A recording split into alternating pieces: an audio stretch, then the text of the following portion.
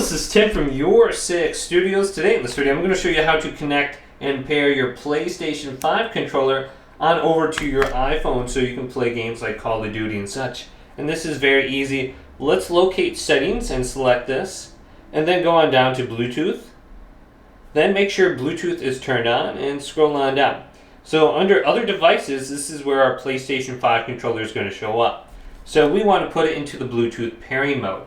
So if our PlayStation 5 controller is turned on, we want to hold down the PlayStation button right here for about 10 to 15 seconds, and this will manually turn it off.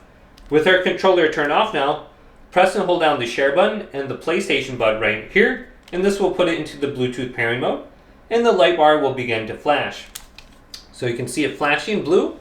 And if we go on over to our phone now, we can see the DualSense Wireless Controller. Let's select it.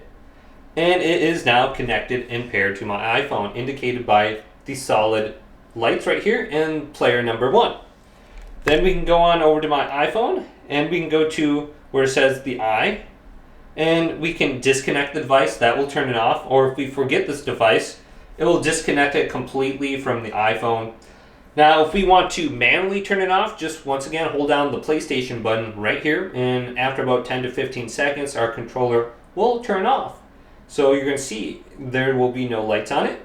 Then if we want to reconnect in the future to our iPhone, we just simply have to press the PlayStation button, and it will turn on, and it's going to be solid. There's player 1, and we're connected back up to my iPhone. So it's really easy and convenient. Hopefully this video did indeed help you out. If it did, leave it a big thumbs up, and subscribe to my channel down below for more tech videos coming up next on Your 6 Studios.